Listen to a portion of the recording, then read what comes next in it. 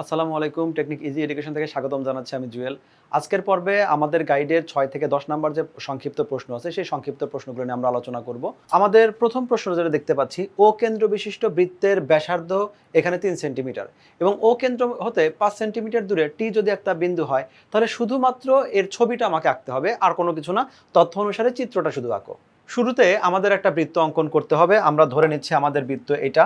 আমাদের এই বৃত্তটাতে যে কেন্দ্রটা আছে, কেন্দ্রটার নাম ওরা উল্লেখ করেছে, কেন্দ্রটার নাম দিতে হবে ও। তাহলে আমি এই যে বৃত্তের কেন্দ্রটা আছে সেটাকে আমি মার্ক করে এটার নাম দিয়ে দিলাম হলো ও। তাহলে ও কেন্দ্র বিশিষ্ট যে বৃত্তটা আছে, এবং বৃত্তটা কিভাবে আছে, এই বৃত্তটার ব্যাসার্ধ হবে ৩ সেন্টিমিটার, সেটা প্রশ্নে বলে দেওয়া আছে। অর্থাৎ এই যে ডিস্টেন্সটা, এই ডিস্টেন্সটা দেওয়া আছে ৩ সেন্টিমিটার। আমি এখানে 3 সেন্টিমিটার লিখে রাখলাম। এর পাশে বলল ও হতে ৫ সেন্টিমিটার দূরে টি বিন্দু অবস্থিত, চিত্র আঁকতে হবে। তাহলে ও বিন্দু হতে ৫ সেন্টিমিটার দূরে। ব্যাপারটা এরকম না যে এই লাইন বরাবরই আমাকে টি বিন্দু আঁকতে হবে, যে কোনো বরাবরই আমাদের টি বিন্দু আঁকা যেতে পারে। আমি এখানে দেখাচ্ছি এই ব্যাসার্ধ না দিয়ে অন্য কোথাও। আর আমাদের বইয়ে যেটা দেখানো হয়েছে সেটা হলো একই দাগের উপর দুইটা চিত্র, দুইটাই সঠিক, আমি শুধু দুইটা দুইভাবে দেখাচ্ছি।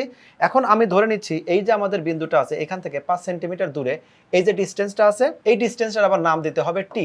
তো টি বিন্দু কিভাবে আছে, টি বিন্দুর এই যে ডিস্টেন্সটা, এই ডিস্টেন্সটা অবশ্যই আমাদের 2 সেন্টিমিটার হবে, কারণ আমাদের ব্যাসার্ধ ছিল আমাদের 3 সেন্টিমিটার। তাহলে এই 2 সেন্টিমিটার, এই 3 সেন্টিমিটার, 5 সেন্টিমিটার, এই 5 সেন্টিমিটার দূরেই হলো টি বিন্দু অবস্থিত।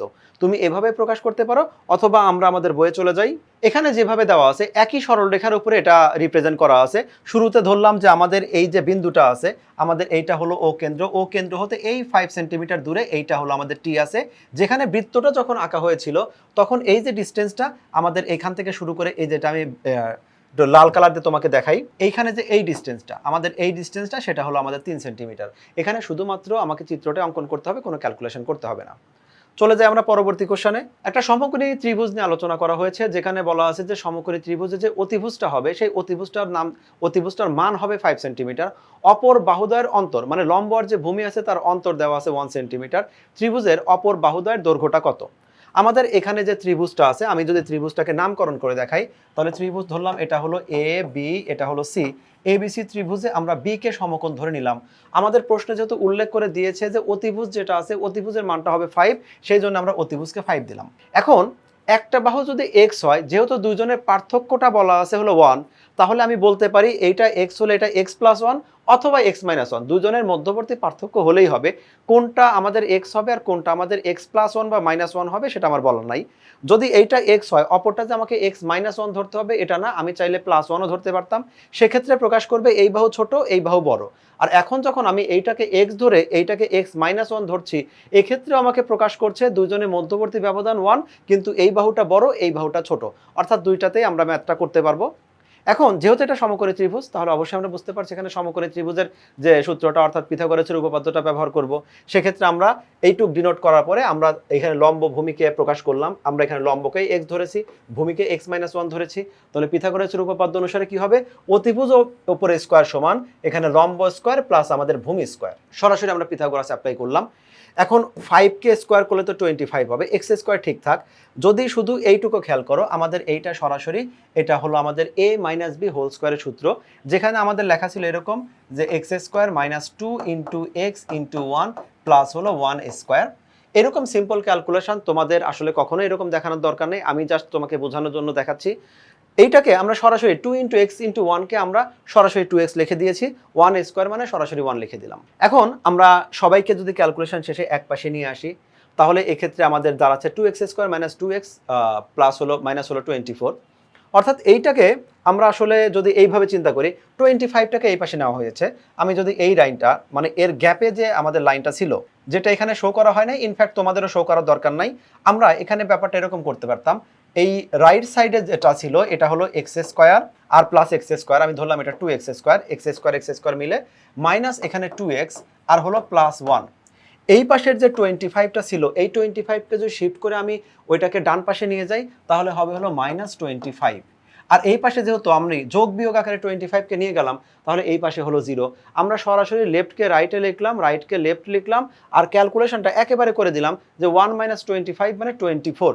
এইটুকের পরিবর্তে আমাদের 24, যে 24টা এখানে লেখা আছে। তোমাদের বেশ কয়েকটা পর্বে আমরা দেখিয়েছি যে এই যখন আমাদের এরকম মিডল টার্ম আসে, হ্যাঁ আমরা দেখতে পাচ্ছি এখানে মিডল টার্মটা খুবই ছোট একটা মিডল টার্ম, কারণ এখানে আমাদের শুরুতে যে লাইনটা আমরা পাচ্ছিলাম 2x² প্লাস -2x প্লাস 24, এই যে রাশিটা আছে এখানে আমাদের সম্পূর্ণ অংশটাই 2 দ্বারা ভাগ করা সম্ভব। অর্থাৎ ফাইনালি আমাদের দাঁড়াচ্ছে x² - x -12। এটা যেহেতু খুব ছোট আমরা সহজেই বুঝতে পারছি, মাইনাস করে মিলাতে হবে, একটা 4, একটা +3, একটা -4, যেটা আমাদের নেগেটিভ যেটা আমাদের সাইন থাকবে সেটাকে আমরা বড় দিব। আর এইটা তোমাদের জন্য সবচেয়ে ভালো হয় তোমরা ক্যালকুলেটর ইউজ করে সরাসরি যে আমরা ক্যালকুলেটর ফাংশনগুলো ইউজ করে মিডল টার্ম করি সেটাই করব। সেক্ষেত্রে আমাদের সময়টা অনেক সেভ হবে, চিন্তাটা আমাদের কম করতে হবে। তাহলে আমরা এখান থেকে কমন নিতে পারছি হলো আমাদের x² + 3x। এখানে অবশ্য একটা কথা আমি উল্লেখ করি, এই যে ম্যাথটা আছে আমি কিন্তু এটা লিখতে পারতাম এভাবে যে x² - 4x + 3x, অর্থাৎ এই 4xটাকে আগে লিখতে পারি, 3xকে পরে লিখতে পারি। আগে পরে এটা আসলে ম্যাটার করে না, তুমি আগেও লিখতে পারো পরেও লিখতে পারো। খেয়াল রাখতে হবে এই দুইটা ক্যালকুলেশন করে যেন -x হয় আর এই দুইটা গুণ করে যেন 12x² হয়। আমাদের যেহেতু কন্ডিশন ফিল আপ হয়েছে আমরা যে কোনোভাবে লিখতে পারি। তাহলে উৎপাদক শেষে আমাদের রেজাল্টটা দাঁড়াচ্ছে কি, এখানে আমাদের দাঁড়াচ্ছে x + 3 এবং x - 4। এই জায়গায় যেহেতু আমাদের দেওয়া আছে x, আমাদের ফাইনাল রেজাল্টটা x + 3 x - 4। এখন আমরা বলতে পারি যে আমাদের এখানে এই যে হয় অথবাটা লিখি, যেহেতু আমরা এখন তোমাদের যারা এসএসসি প্রিপারেশন দিচ্ছ তাদের জন্য আমরা এই ভিডিওগুলো তৈরি করছি, এটা আমাদের সরাসরি লিখতে পারি যে x এর পরিবর্তে এখানে যেহেতু আর কোনো কনস্ট্যান্ট নাই, মানে 2x এর সাথে কোনো কিছু সহগ আকারে নাই, তাহলে এখানে এটা হবে -3, এটা হবে +4, এটা লিখতে পারি। বাট তোমরা যদি মনে করো যে না লিখে দিব, তাহলে তুমি লিখতে পারো যে এখানে হয় প্রথম অপশন যেটা ছিল x + 3 এটা ইকুয়াল 0, বা এখানে x ইকুয়াল আমাদের -3, অথবা যেটা করতে পারো এটুক না করেও তুমি আরেকটা যেটা করতে পারো, এখানে আরেকটা আমরা অর দিয়ে লিখলাম, অথবা যদি হয় আমি এটা নোটে দেখাচ্ছি। আমি এখানে ওটাকে অথবা দিয়ে দ্বিতীয় পার্টটা আবার করছি, সেটা হলো অথবা আমাদের x - 4 এটা সমান 0, বা এখানে লিখতে পারি x ইকুয়াল +4। এই যে দুইটা মান আসছে সেই দুইটা মান লিখলাম। তো আমরা আলোচনা আসলে কি করছি, আমরা আলোচনা করছি কোন একটা বাহুর দৈর্ঘ্য নিয়ে। আমরা জানি কোনো দৈর্ঘ্যই কখনো নেগেটিভ হতে পারে না, তাহলে এইখানে যে -3 আসছে সেই -3টা গ্রহণযোগ্য না, তাহলে x এর মান যেটা হবে সেটা হবে +4, অর্থাৎ লম্ব হচ্ছে আমাদের +4। যেহেতু লম্ব +4 আমরা ভূমি ধরেছিলাম সেটা হলো 1 বিয়োগ হবে x - 4 মানে x - 1 মানে 4 - 1, অর্থাৎ রেজাল্টটা দাঁড়াচ্ছে আমাদের 3। তাহলে আমরা ত্রিভুজের বাকি যে দুইটা বাহু, একটা 4 একটা 3 সেন্টিমিটার, এটা আমরা পেয়ে যাচ্ছি। আমাদের 8 নম্বর প্রশ্নটা আমরা দেখতে পাচ্ছি, এখানে দেওয়া আছে তিনটা বাহুর তিনটা লেটারের মান দেওয়া আছে। a = 2, b = 3 এবং c সমানও 3 সেন্টিমিটার দেওয়া আছে। তাহলে এমনভাবে একটা ত্রিভুজ ক্রিয়েট করতে হবে যেন একটা বাহুর মান হয় a + b, একটা হলো b + c, একটা হলো c + a। তাহলে এই অবস্থায় আসলে ত্রিভুজ অঙ্কন করা যাবে কিনা, আমি ধরে নিচ্ছি অঙ্কন করা যাবে। তাহলে ত্রিভুজটা যেমনটা হবে আমরা একে একে আসি, যে আমাদের প্রথম যে ত্রিভুজের বাহুটা হওয়ার কথা ছিল সেই বাহুটা হবে হলো আমাদের প্রথমটা, এইখানে দেওয়া আছে হলো a + b, একটা বাহু a + b হবে। আমি ধরে নিচ্ছি আমাদের যে এই বাহুটা আছে এই বাহুটা হলো a + b।